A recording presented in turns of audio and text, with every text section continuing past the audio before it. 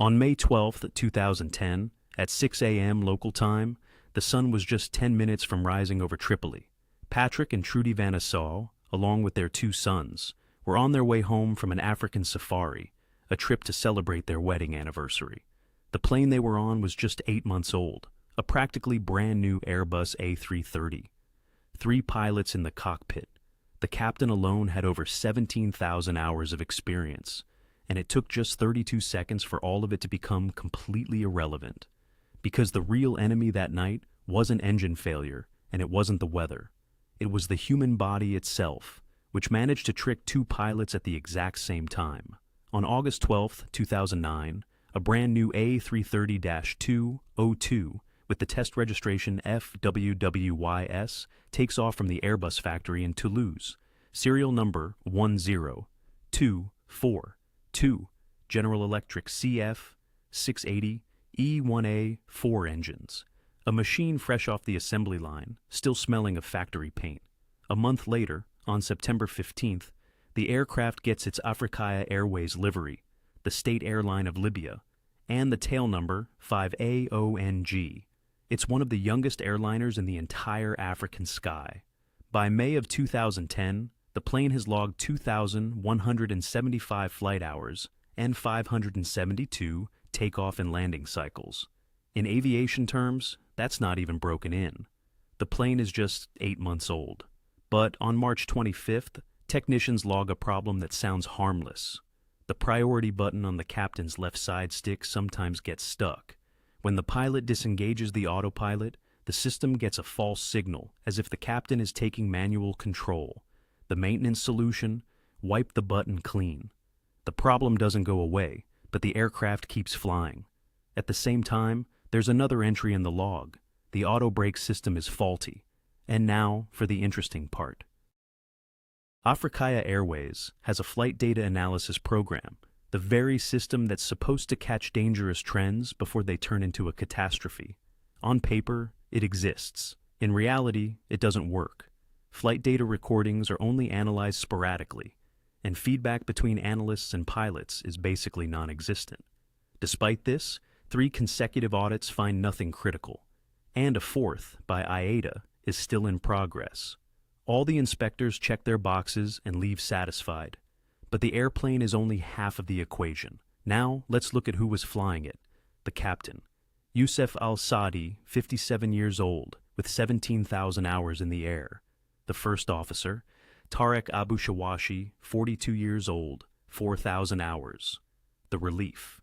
First officer, Nazim Al-Tarhuni, 37 years old, 1,800 hours. 3 men with vastly different levels of experience. But there's one detail that jumps out at investigators. All 3 of them have exactly 516 hours on the A330. To the hour. They were type rated within 9 days of each other in May of 2009 and had flown the same schedule ever since, like a single unit. And here's the crucial part. Before Afrikaya, the captain worked for a Tunisian airline called Nouvel Air, where he was required to fly non-precision approaches strictly in manual mode, where the pilot sets every single parameter of the descent by hand. It's like driving a manual car when you could be using an automatic. The workload is higher, and it demands more attention. At Afrikaya, nobody forces pilots to do this. The A330's automation is perfectly capable of managing the approach on its own. But old habits die hard, and the captain brings this one with him to his new job. The investigation would later note something else. This crew systematically deviated from standard operating procedures and even from standard cockpit terminology. On April 28, 2010, this exact same crew, on this exact same aircraft, is flying from London to Tripoli, and during the approach, something happens that investigators would later call a dress rehearsal. The crew performs a go-around, the engines spool up to take off thrust, and an overspeed warning blares in the cockpit. The first officer, Abu Shawashi, reacts instinctively. Instead of continuing the climb, he pushes his side stick forward, lowering the nose. The logic is understandable. If the speed is increasing, you need to reduce it. But during a go-around, that's the one thing you absolutely must not do. The captain sees what's happening, but doesn't intervene as he should. The plane eventually lands safely, everyone is fine, And this is where it gets critical. Not one of the three pilots files a report. Not to the airline, not to the regulator, to no one. And the flight data analysis system, which could have automatically flagged this anomaly, exists only on paper, as we already know. Africa Airways has no idea what just happened. Exactly 14 days later, this crew will find themselves in the same situation again. A go-around at night on the same aircraft. Only this time, the ground will be much closer. On May 10th, Captain Al-Sadi's crew operates a red-eye flight from Tripoli to Johannesburg. After landing, they have 15 hours and 10 minutes of rest, technically within regulations, but the accident report would later note this was possibly insufficient for full recovery. Imagine flying across Africa overnight, sleeping in a hotel, and then a few hours later, getting back into the same cockpit for the return flight. On May 11th at 9:25 p.m. local time, Aircraft 5 AONG lifts off from the runway at Johannesburg. The flight is 8U771, destination Tripoli, with an estimated flight time of about 8.5 hours. It's because the flight time exceeds the duty limits for a two-pilot crew that there's a third, relief pilot in the cockpit. They'll take turns, so each one can get some rest. In the cabin, there are 93 passengers. Among them, the Van Assau family from the Netherlands, Patrick and Trudy with their 2 sons. They're returning home from a safari in South Africa, where they had been celebrating their wedding anniversary. Arrival in Tripoli is scheduled for the early morning, around 4 a.m. UTC.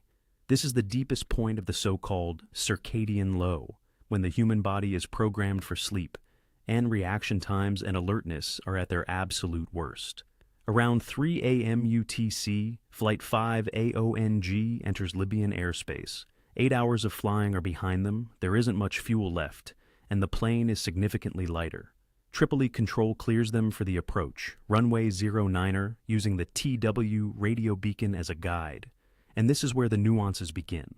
Runway 09 is not equipped with a precision ILS system, the kind that guides an aircraft along an invisible beam straight to the runway threshold. Instead, the crew has to fly a non-precision approach using a radio beacon, where the autopilot helps with the course, but the pilot has to manage the vertical profile manually.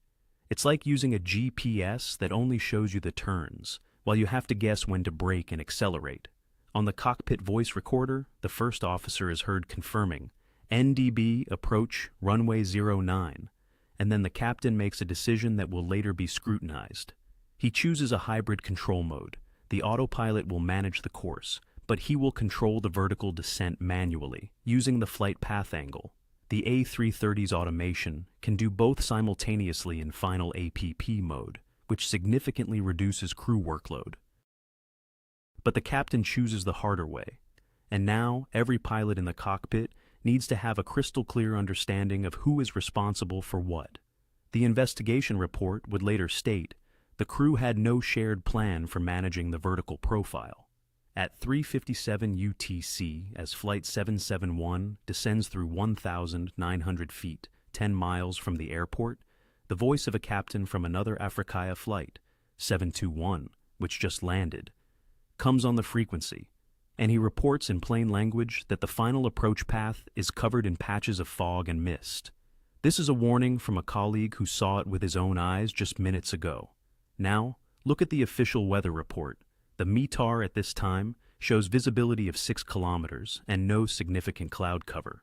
On paper, the weather is great, but meteorology is a tricky thing, and you only need to look at 2 numbers to see the trap. The air temperature is 19 degrees Celsius, and the dew point is 17. A difference of just 2 degrees. These are classic conditions for fog to form instantly near the ground, especially just before dawn. The crew of Flight 771 acknowledges the warning and continues their descent. At the same time, the tower controller asks the control center to change the active runway. The wind has shifted and is now a tailwind for runway 09er. It would be more logical to land on runway 27, which is equipped with a precision landing system. The center refuses. There are 6 or 7 aircraft in the queue, and resequencing all of them is too complicated.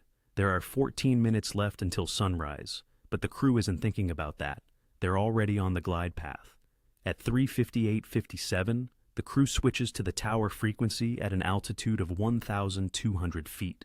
The controller's response is brief. Continue the approach. Report the runway in sight. But the frequency is congested. The tower is using a single channel for both airborne and ground traffic, so every request has to wait in line. 6 seconds later, the crew extends the flaps to configuration 3, with just over 5 miles to the runway threshold.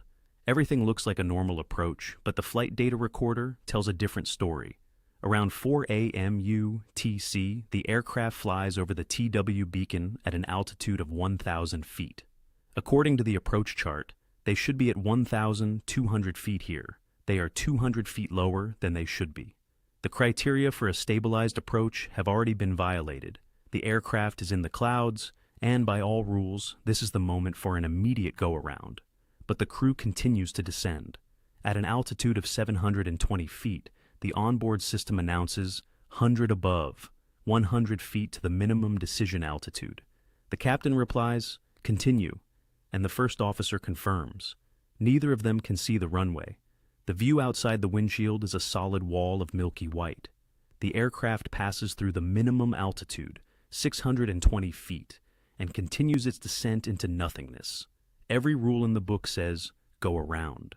The crew says nothing and keeps descending. At an altitude of 280 feet above the ground, the silence of the cockpit is shattered by the synthetic voice of the ground proximity warning system. Too low terrain. 280 feet. That's the height of a 20-story building. The captain reacts instantly. Go around, go around, go around. The autopilot is off. The thrust levers are pushed to take off power, and the engines roar to life.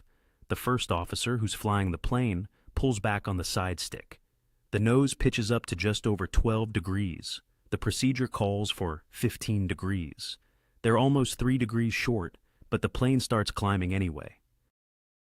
280 feet, 300, 400, 450. The altimeter is climbing, just as it should. The flight director on the display confirms they are gaining altitude. 8 seconds into the go-around, the captain radios the tower to report they're discontinuing the approach. And at that exact moment, the cockpit voice recorder picks up the first officer saying a single word. Flaps. He's thinking about speed. 2 weeks earlier, during a go-around in this very same plane, they got an overspeed warning. Now, that memory is nagging at him like a splinter. Instead of focusing on the climb, his brain is already bracing for a problem that doesn't exist yet. And this is where an invisible enemy enters the cockpit, one that no amount of experience can prepare you for. Over the 8.5-hour flight, the plane burned through nearly 50 tons of fuel, making it dramatically lighter. When the engines spool up to takeoff thrust, this much lighter aircraft accelerates so rapidly that the pilots are pushed back into their seats with unfamiliar force. Under normal circumstances, the brain would cross-reference this feeling with the view outside, the horizon, the lights, the ground, but outside the cockpit window, there's nothing, just black fog. And that's when the inner ear takes over. It misinterprets the powerful forward acceleration as a steep pitch-up. The pilot feels like the plane is rocketing skyward, even though the actual pitch is only 12 degrees, and the aircraft is climbing normally. This is called a somatographic illusion, one of the most treacherous tricks the human body can play on a pilot. At 450 feet, just 4 seconds into the climb, the first officer gives in to this false sensation and pushes the side stick forward. The nose begins to drop, 12 degrees, then 0, then -3.5. The plane is now pointing down. The captain doesn't correct him because he's feeling the exact same thing and is also pushing his stick forward. Right in front of them, the flight director on the instrument panel is commanding them to pitch up, but both pilots are trusting their bodies, not their instruments. 21 seconds. That's how long the continuous dive from 450 feet lasts. The plane is hurtling toward the ground at 260 knots. That's nearly 500 kilometers per hour. And both pilots are still pushing their side sticks forward. The ground proximity warning system unleashes a cascade of alerts, one after another. Don't sink, then sink rate, then pull up. The cockpit is literally screaming at the crew, but no one is reacting correctly. At 4:01 and 10 seconds, the captain presses the priority takeover button on his side stick. the very same one that had been sticking since March. According to Airbus procedure, he should have loudly announced, "I have control." He doesn't. And what happens next is something investigators would analyze frame by frame. The captain, having taken priority, makes a sharp forward input on the side stick, pushing the nose down even further. In the same instant, the first officer, apparently realizing the danger, yanks his own side stick all the way back, trying to raise the nose. But in an Airbus A330, the side sticks aren't physically linked, unlike the yokes in a Boeing, which move in sync. Here, each pilot moves their own stick independently, and the computer simply adds their inputs together. The result is that their inputs partially cancel each other out, sending a weak, nonsensical signal to the flight computers as the ground rushes up to meet them. At 4:01 and 12 seconds, at an altitude of 180 feet, both pilots finally do what they should have done. They both pull their side sticks all the way back. But you can't cheat physics. 260 tons of aluminum and steel are plummeting toward the Earth at 485 kilometers per hour with a vertical descent rate of 4,400 feet per minute. To stop a machine like that and turn it skyward, you need altitude. And there is no altitude left. 180 feet. That's the height of a 15-story building. And the plane devours that distance in just 2 seconds. There's no stall warning because the plane isn't stalling. The wings are generating lift. The engines are at full power. The aerodynamics are fine. It's just that its flight path is aimed directly at the ground, and there isn't enough time or altitude to change it. At 4:01 and 14 seconds, UTC Flight 5 AONG slams into the ground, 1,200 meters short of runway 09er and 150 meters to the right of its centerline. From the first ground proximity warning to this moment, 32 seconds had passed. Sunrise was still 10 minutes away. The debris field stretched for 800 meters long and 90 meters wide, aligned almost perfectly with the approach course, 09er 4 degrees. An intense fire broke out immediately on impact. The largest recognizable piece of wreckage was the tail section, bearing the green and white livery of Afrikaya Airways. The debris struck a house belonging to the Ramadan al-Said family, 7 people, none of whom were injured. The irony is, this house was already slated for demolition as part of a planned airport expansion. Of the 104 people on board, 103 did not survive, 92 passengers and all 11 crew members. The vast majority of the victims, 70 people, were Dutch nationals. The sole survivor was Ruben van Assau, found unconscious but still strapped into his seat at the far end of the debris field. His father Patrick, his mother Trudy, and his older brother Enzo were all among those who didn't make it through the night. At 4:02 and 32 seconds, the tower controller notified the fire department. The first units arrived on scene about 8 minutes after the impact. This was the first and, to this day, the deadliest crash in the history of Afrikaya Airways.